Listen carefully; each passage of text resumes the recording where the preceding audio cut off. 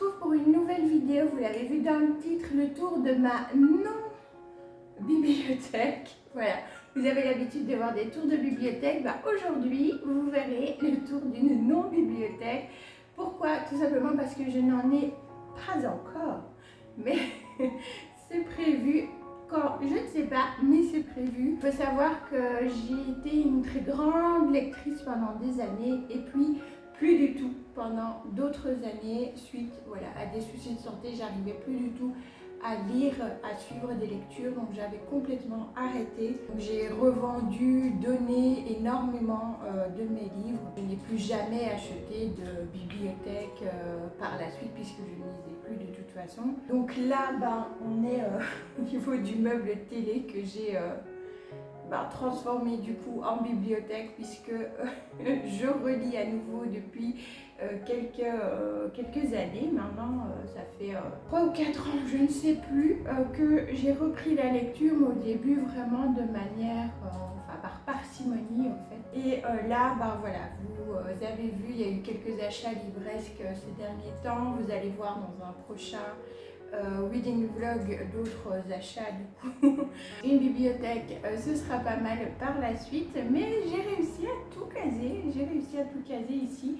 Donc ce que je vais faire, c'est que je vais tout simplement vous montrer les livres que j'ai ici à la maison pour le moment. Et là j'ai mon petit espace, j'avais tout rangé le soir, je ne sais même pas quelle heure il était. Donc c'est parti, je retourne la caméra pour vous montrer tout ça. Donc de plus près, voilà ce que ça donne. J'ai essayé de ranger d'une certaine façon qui est la mienne, n'est-ce pas? Voilà, et avec l'espace forcément que j'ai. Et comme je vous disais, j'ai aussi une petite caisse là que je vous montre juste après. On va commencer par le bas ici. Donc ici, j'ai rangé plutôt ce qui était livre de poche plutôt. On a du coup différents styles, vous allez le voir.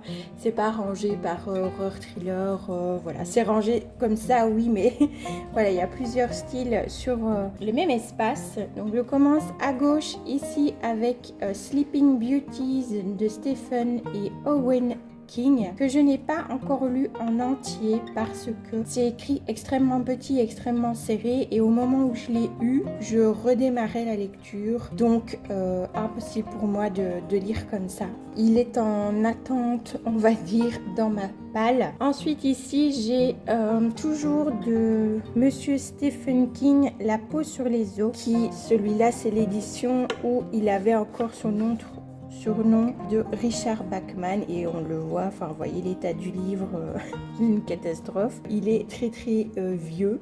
Ici j'ai un autre vieux roman que j'avais aussi gardé, parce que j'ai quand même gardé quelques livres, très peu, mais quelques livres. J'ai Dreamcatcher de Stephen King, je l'avais adoré celui-ci. Celui-ci pareil, Cimetière de Stephen King. Je l'ai lu il y a très longtemps, donc j'aimerais le relire parce que ça fait très longtemps et je ne me souviens plus, ça fait des années. Du coup je ne me souviens plus de tout, donc j'aimerais vraiment bien le reprendre. Ensuite ici j'ai le livre de sang de Clive Barker, donc c'est un petit livre de nouvelles horrifiques. Il y a certaines nouvelles que j'ai bien aimées, d'autres pas du tout.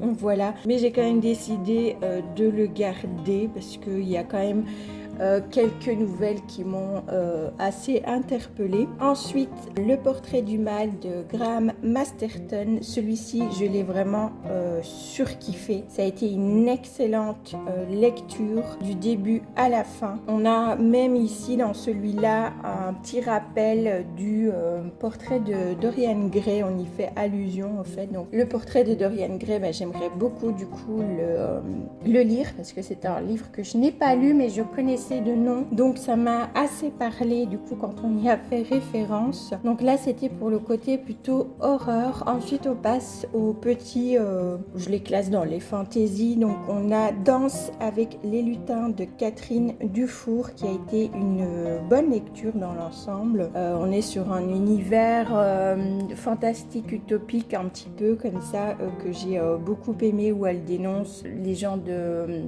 l'État, on va dire ça comme ça. ça, avec tous ces espèces de magouilles, de guerre, voilà, mais dans un univers fantasy avec des lutins, des ondines, tout ce que vous voulez, donc c'était plutôt pas mal. Ensuite ici, c'est un nouveau livre, c'est le livre d'Ève de Meg Cloutier, fantasy fantastique. Je dirais plutôt fantasy, mais voilà. Un univers que j'ai hâte de découvrir. Ensuite, on a ici La mécanique du cœur de Mathias Malzieu. Celui-là, je ne l'ai pas encore lu non plus. Donc, le livre d'Ève et La mécanique du cœur, je ne les ai pas encore lus. Ensuite, on va passer au thriller. Donc, on a ici La chambre des morts de Franck Tillier. Celui-là, c'est Isa du compte Instagram et de la chaîne YouTube Isa Boyle qui me l'a offert lors d'un swap parce qu'elle avait entendu que j'en parlais. C'est une lecture que j'avais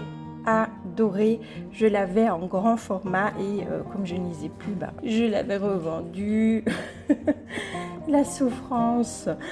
Donc elle me l'a offert, donc c'était vraiment adorable de sa part et j'aimerais bien le relire également. Ensuite ici on a les deux de Barbara Abel, donc on a Derrière la haine et Après la fin, d'ailleurs sont dans le désordre. Donc ce sont des thrillers avec thriller familial, je dirais. C'était vraiment bien, moi personnellement j'avais beaucoup aimé.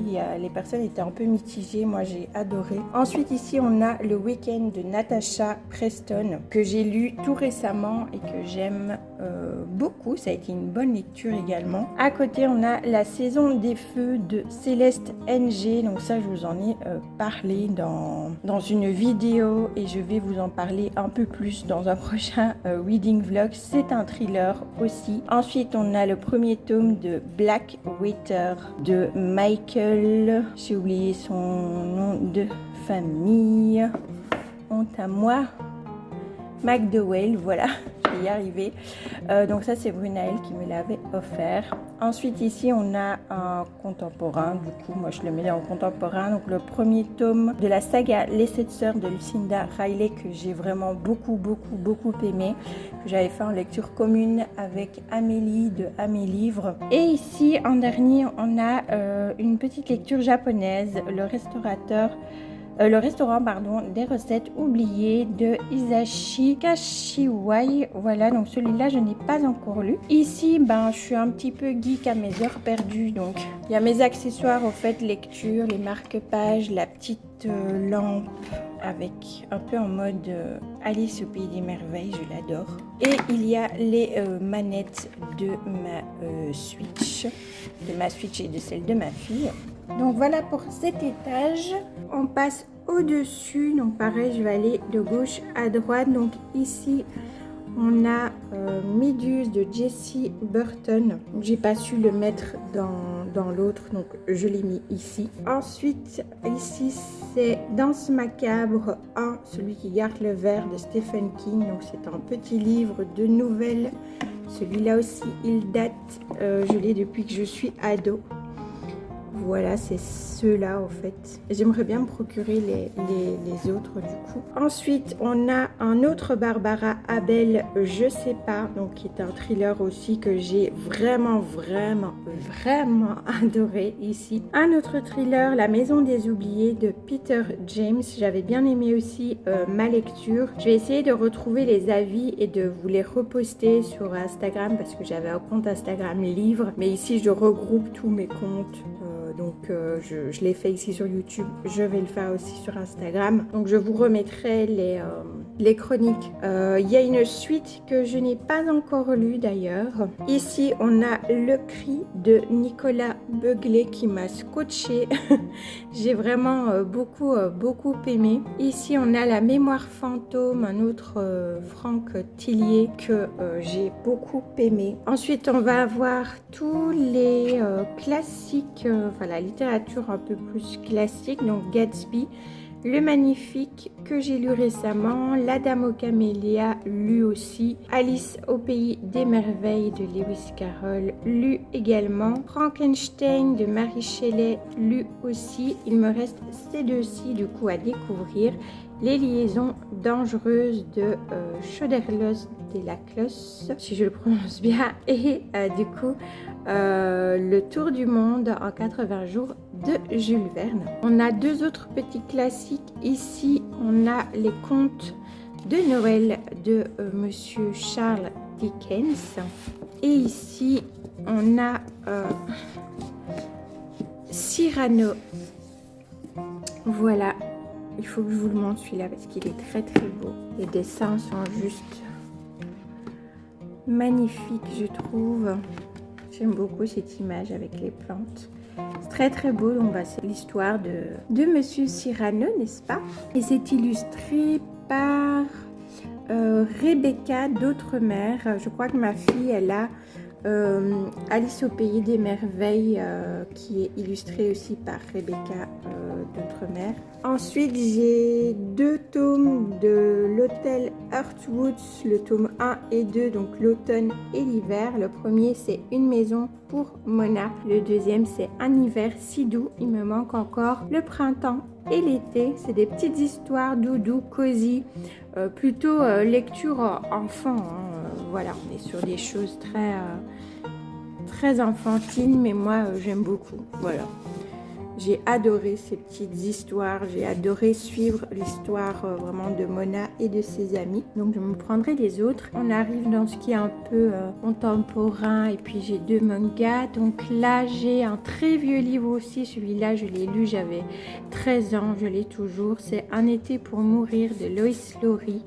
C'est une très très belle histoire avec une jeune qui a la leucémie myélogène aiguë et qui décède. Je ne vous spoile rien, c'est dans le résumé.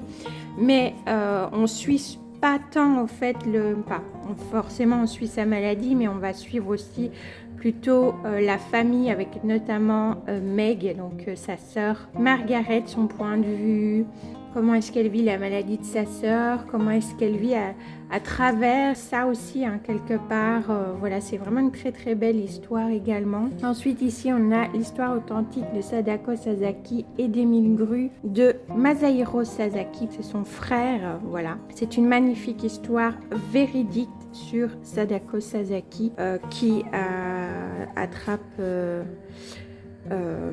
pareil, et tout ce qui est leucémie, etc., dû à la bombe d'Hiroshima. J'ai pleuré tout le long.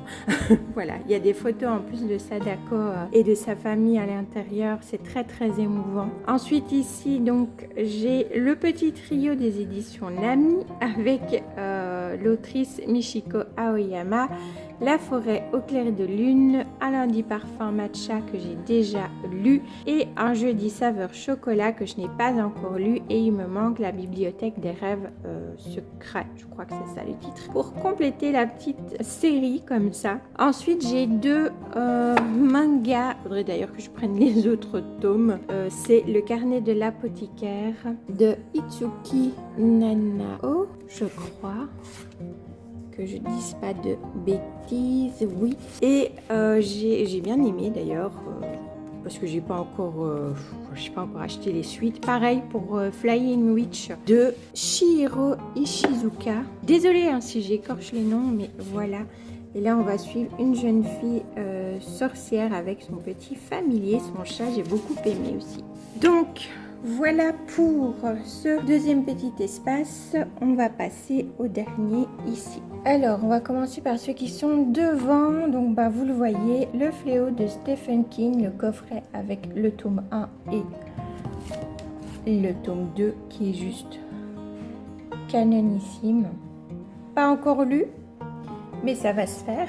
The Night and Its Moon de Piper C.G. Une pépite celui-là. Pas encore lu non plus, donc ça c'est le livre 1, le tome 1. Mais je vais le lire aussi cet automne. Ensuite, je vais aller de droite à gauche. Je vais vous rapprocher un peu. Ici, on a le trio Galatée, Le chant d'Achille et Circé de Madeline Miller avec la beauté du livre. Le jaspage magnifique. On a le tome 1, L'Empire du Vampire de J. Christophe, que j'ai lu et surkiffé, qui est magnifique également.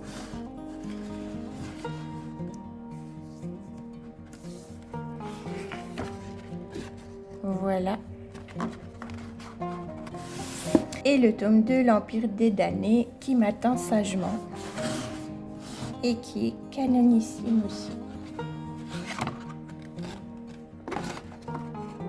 Et les illustrations à l'intérieur sont juste splendides.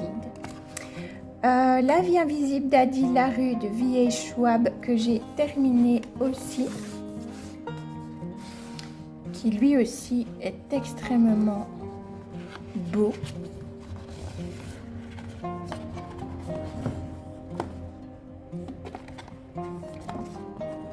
Voilà. Ensuite, on a Fable d'Adrienne Young, le tome 1. J'ai beaucoup aimé aussi. Et là, je vais lire le tome 2, mais en lecture audio. Et je pense que je me l'achèterai aussi. Hein, mais voilà, j'ai le 1 en version Toc Toc aussi. Bon, il est simple. La jaquette est belle, mais voilà, ici on est sur quelque chose de plus simple. Ensuite, on a La princesse sans visage d'Ariel Holz, le tome 1. Pareil, je n'ai pas encore la suite. Il faut que je le prenne, mais j'ai bien aimé.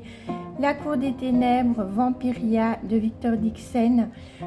J'ai fait le 2 et aussi le 3, je crois, je sais plus. En tout cas, le 2, je l'ai fait en lecture audio. J'avais moins bien aimé, mais on verra la suite. Ici, une pépite, Les chaînes du silence de Céline Chevet, qui est une autrice belge, qui est juste un de mes livres favoris. Vraiment, ça m'a touchée en plein cœur. On est sur une histoire de vampires, mais vraiment pas ce qu'on a l'habitude de voir. Voilà, on a vraiment les deux antipodes ici. Là, on est sur des vampires, et pareil avec J. Christophe, des vampires plutôt pas sympas, etc. Ici, on l'est aussi, mais d'une toute autre manière. On nous les présente vraiment comme des êtres surnaturels, supérieurs, mais en même temps extrêmement liés à la nature. Bon, ça reste des vampires, on est sur quelque chose de très sanguin, n'est-ce pas? Mais voilà, c'est vraiment très différent. Il faut, je pense, le lire pour le comprendre. C'est très très beau. J'ai pleuré à la fin, j'ai pleuré parce que je me suis dit je vais plus suivre les personnages tellement ça m'avait bouleversée. Vraiment, voilà, c'est une relation entre un vampire et son humain esclave, mais ils ont une relation assez particulière néanmoins, une espèce d'amitié si je puis dire, mais pas tout à fait. Enfin, franchement, il faut le lire. Ensuite, j'ai Le Royaume assassiné d'Alexandra Christo, qui est une réécriture de La Petite Sirène que j'ai adorée. Une réécriture plus dark, n'est-ce pas? Mais j'ai vraiment beaucoup aimé. Ensuite, ici, on a 3 Margaret Rogerson, donc Vespertine, Sorcery of Thorn et Enchantment of Ravens. Mon préféré, je dois dire, c'est Sorcery of Thorn. Ensuite, il y a Vespertine et puis celui-là en dernier. Je les ai bien aimés tous les 3, mais j'ai eu un petit coup de cœur pour un des personnages dans Sorcery of Thorn. J'ai vraiment bien aimé Vespertine, l'histoire qu'il y a autour, et Enchantment of Ravens, je dirais, c'est peut-être un petit peu plus... c'est moins dense et c'est peut-être un petit peu plus poil ado, plus une romantaisie, là aussi, hein, mais différemment. Voilà, vous savez bien que je ne suis pas fan de romance. Là, on est un peu plus dessus, donc c'est peut-être pour ça que ça m'a moins plu aussi. Et l'environnement aussi, le monde est moins décrit, mais j'ai bien aimé aussi également. On fait référence notamment à l'art, et ça, c'est quelque chose que j'aime beaucoup quand on intègre aussi l'art dans les lectures. Et ici, j'ai Le tourbillon de la vie, le tome 1 de Caroline Noël, que j'ai adoré. On est sur un fantastique qui se passe vraiment dans notre monde, qui est très très bien. Vraiment, c'est une romance fantastique, et il y a d'autres choses vraiment tout autour qui font que la romance ne m'a absolument pas gênée. Au contraire, c'est un petit peu spicy aussi par moment, voilà. Mais je n'ai toujours pas les autres et pourtant j'ai vraiment adoré. Donc, mais je crois qu'il faut que je commande plutôt sur le site de l'autrice ce que je ferai, parce que j'ai très très envie de connaître la suite. Je vais vous montrer du coup ici Donc ici au fait c'est ma pile à lire de l'instant. Vous avez vu il y a des livres qui sont rangés que je n'ai pas encore lus. Mais ça ce sont les livres que je sais que je vais lire incessamment sous peu et ma lecture en cours. Donc on retrouve Tress. Ensuite il y aura Wayward Pines que je vais lire aussi pendant le challenge ici de l'été glacé. Tout comme Lucinda Riley, La sœur de la tempête, donc c'est le tome 2. J'ai pas encore lu mais je m'avais mis un petit signet parce que j'aimerais bien lire par 100 pages. J'ai Butcher and Blackbird que je veux absolument lire. Ça je vais le lire quand je vais être en congé. Ça ce sont 2 livres que m'avait donné le compagnon de ma marraine, mais ça me tente pas. Et celui-là je l'ai pas encore lu et je vais pas, je pense, avoir le temps. Enfin, j'ai d'autres lectures avant, donc je crois que je vais lui rendre. Et ici, on a les livres du coup de la bibliothèque.